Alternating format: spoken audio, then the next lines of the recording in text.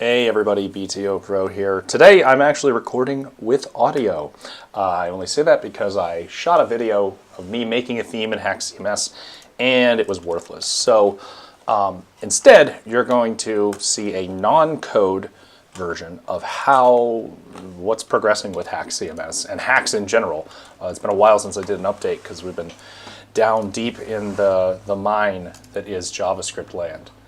So let's see what we dug up. So you can learn more about Hax, all aspects of it. It's getting pretty big now, on haxtheweb.org, which if you go to, you now have a 100% offline, fairly decently high-scoring Lighthouse score progressive web app that flies and is getting really solid as far as state management and capabilities, and documentation keeps piling up. Why? Well, because it's getting really easy to use the system itself to write the documentation about it. So anyway, let's look at how I am using HAXcms to update a blog. And what I'm going to reference is going to pull in a couple new elements, but we're also going to make this a little bit more realistic. So I'm going to write a blog post, and the blog post I'm going to write is about the fact that we are now doing not live, but we're doing recorded hangouts weekly, or trying to, that just give updates about what we're all working on.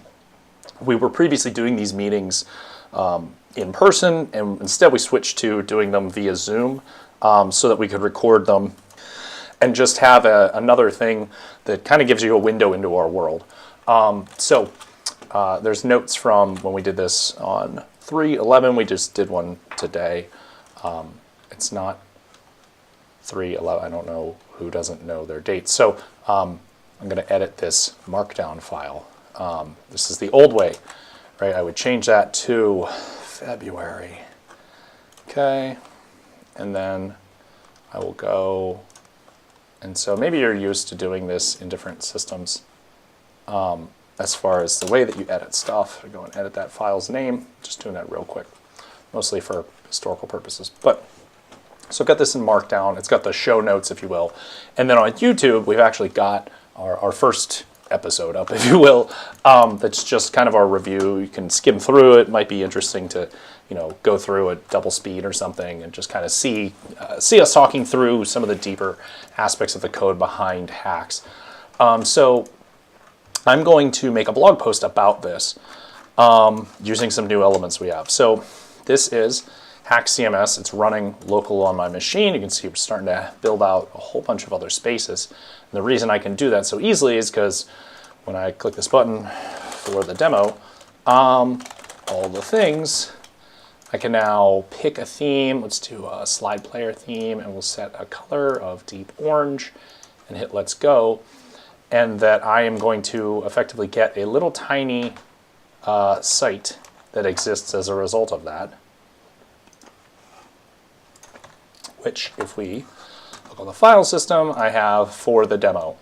So this is basically what HAXcms is doing, is it's cranking out these little starting point microsites that have fairly highly readable structure as to how they operate. So let's look at one that I've actually made here. I'm working on, it's my blog. So I open up my blog. Okay. So this is my little personal blog. I wrote a post recently called Fortify. Let's add a new post, and the title of this post is going to be Hangouts with Elms, LN. And this is going to be Hangouts Elms LN as the post name. So you can see state management dramatically improved over the last time I shot a video. This theme has also improved, so now I have the ability to jump through my posts. They load very quickly. There's a lot of lazy loading going on now in HAXcms, which has the performance pretty much off the charts. But so let's go back to that listing, go to the top, go to Hangouts with Elms, and so I'm going to start writing my Hangouts with Elms post. This is to let you all know that we've got a new quote-unquote podcast, if you will, that will give you a window into our world. Okay, and so I might want to link to this area, but I would actually like this directly. And so what I can do is I can grab the raw Markdown from there, and then I can say, check out Elms LN Hangouts on GitHub. All right, and I might highlight that, and turn it into a link. Cool. Here's the show notes from episode. But right here, I might actually want to put this video, and so, whoops, go back to that. So I'm going to, we'll do add, do URL. Notices that it's YouTube. Put in the video, Elms LN Code Review Episode 1. I like the color teal, and yeah, we'll leave that on the dark side there. Okay, update. So there we go. Got that in the page. It's responsive. I'll center it, and we'll make it 75% width, just for fun. Let's take out that space. And then I'm going to add the show notes. So there's another cool element we just made the other day. It's called Markdown. And the Markdown element, you could either write Markdown, write it here in real time. And if I hit update, there we go, it's in the page. We'll get rid of that one. Or what I can do, make that Markdown element again, I can reference Markdown from somewhere else, and it will pipe it in on the fly and render it. And so here are our show notes. Now the cool thing about this, one, it's still in Markdown. Two, it's pegged off of this file that's been driven via version control on GitHub. So any member of the team could come in and update this. And let's say there's a tweak made to the show notes, right? Like I just had the date wrong or something. Or we add additional links to it, like in the example of the Hangout we just had today. Links will start to get added, maybe a link to the video, stuff like that. I can reference this raw GitHub content, and then as that updates, my blog is just going to update automatically. How cool is that? So I can do some minor, positioning and formatting of this just based on the size of the container, right? I could make it ridiculously small if I really wanted to. But let's bring it in 75, and then we'll hit save. Okay, and the page updates, and it shows me what it looks like, and you might see some minor, design busting stuff there, right? Like because of fonts and whatnot.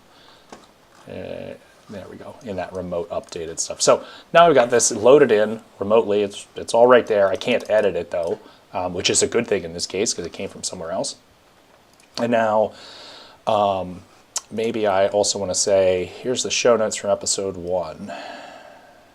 We'll take show notes from episode 1, and then we'll actually link that to the real episode 1 location, just so people are aware that that exists. Okay, paste. Cool, but you could just read them below. It's pretty awesome. So hit save again. Again, this is in part, you're seeing me write a blog post using a platform to illustrate that I'm not touching code to do this. It's orchestrating everything for me. If I wanted to, I could hit the little thumbprint and I could change the title of this. I don't really care to, but we could just do like Elms LN Code Review Series. That's probably a better title. And now the title is updated. You can see it there. So I'm, again, just working on my blog here. And now I'm going to publish my blog. So really hard, publishing workflows, you got to do a lot. Okay, I hit publish. So what is going to happen here is it's going to take all of my changes, and we can look at code sitting in the code repo once this pushes me to the thing. Okay, hey, site has been updated. Click here to access BTO Pro. So I'm not going to go there just yet. I'm going to show you what's powering that, what that just did. So that went to this repository, which it connected to, and then it pushed up my changes. See there. These are changes that I can look at the commit history of. So you can see, hey, there's that update where I changed the title of the page. Isn't that awesome? It says page updated, which is when I was editing content, versus page details were updated. So that I can select page details and see the exact change to know that the timestamp of this when it updated and what the title was and what it became. Again, this is not stuff that the average person is going to go to, but it's really important to know that your material is more or less in a forever format, both with web components as well as the fact that this is in Git and can live on beyond, a system theoretically. So let's see what it did. So we go to btopro.com, which I said is a fully offline capable PWA. And you see there's no post there, but it says, hey, reload for new content, because it noticed via what's known as a service worker that there's new content, and there's my new content, and it lazy loaded these elements in, so you might get that flash that it's not there. I think I have to push up the remote rendering, the GitHub element. I don't think I actually have that out there publicly available yet, other than that little location. But so that's the idea. Now I have my blog post that's sitting out here. Do a super refresh. Maybe that's on a CDN. I'm not positive. No, I must not have that on a CDN. That's okay. So that's why it was important to have the show notes. Let's see if we inspect if it's there. Failed to load server. Oh yeah, I know what that is. There's that MD block. So you'll see it didn't open up, which is because it doesn't know what that is necessarily. Now, this gets into an aspect of my blog was made before the MD block element existed. So I'm pretty sure I know how to fix this, but again, I didn't really want to get into code for this. But so you see the workflow in general there, right? I didn't touch code. I'm sure you'll say, yes, but clearly you set stuff up ahead of time. And yes, I did, and there are videos associated with that, and lots of documentation on how to do this on hackstheweb.org, how to set up these publishing workflows, things like that. The publishing workflow itself is all able to be set up through the UI, and so the only thing you should have to get is like ddev, or you install this one time somewhere. And we're making ways of making that even easier too. But after that, my publishing workflows do not involve me touching command line. Why? Because I'm lazy. I'm really lazy. I don't want to do that. But anyway, so let's fix that little MD block issue. We'll see why configuration in code is so important here. So the entire site is effectively set up off of this site.json file, and site.json has the hex code to use, so that when I hit refresh, that's why that color is like that. It has the domain, it has when this site was last updated, it has the theme to load, right? So this is why it loads simple blog versus some of the other themes, which we can look at real quick. I can make this site change. So to illustrate this point, I could take the theme and say, you know what, I want you to act like a slide player, and I want your color to now be green, and your icon to be a bank, and hit save. And then under the hood, you'll see that this updated automatically to HAXcms slide theme, and that this changed to green, and that CSS variable changed as well. An icon, I apparently need to make it actually support icon. So now I've got a slide player, and slide player allows you to step through the different pages of content, but do it in like kind of a slideshow format. But the content didn't change, right? The content is identical. It's just presenting it in a different manner. So I could go to the outline player, which is our more course-centric one, hit save. There's that lime, you see that transitions there. There's my content again. Now this content isn't hierarchical, right? Because it's just a series of blog posts. But I could put it into a hierarchy if I wanted to. I could go over here and I could restructure this. I don't want to mess up my blog moving stuff around, but I could reorg this stuff a bit if I wanted to, or duplicate posts, things like that, add new ones. But so let's go over to what it was, switch, set this to orange, and we'll go back to my simple blog. No, actually it wasn't orange, it was pink, if I recall correctly. There we go, pink, simple blog. There we go. Okay, so I've got my simple blog again with my little code review area. Now, all those changes have been tracked in version control. So if I take this directory, I'm going to open it in GitHub desktop. Let's move this over here so you can see. Okay, there is the history of those changes local on the file system. Every single operation I did on the front end, updating the locations of these things, changing the publishing date, all that awesome stuff. So I have all those files local to me. That's cool. Now, I am aware that that MD thing didn't load. And that's because we added something that has additional flexibility, which is this dynamic element loading thing. And so this tells Hax what the definitions are for all of these additional things to load at runtime. And so I'm going to take a copy of that. Again, this is kind of starting to illustrate that this is a rather sophisticated engine under the hood that can be manipulated if it needs to be, but that largely you don't need to. And increasingly you need to less and less to fix stuff like this. So I could say MD block, which is the name of the element, and I'm going to reference MD block. Now the reason for this is that I don't actually have the definition of MD block out there in this site. Now newer versions, it just loads, and you did notice when I was working locally that it did show up previously. There we go. Edit tool shown, so that when I went to that worked, right? Because in this instance, I have HAX, which is the editing experience.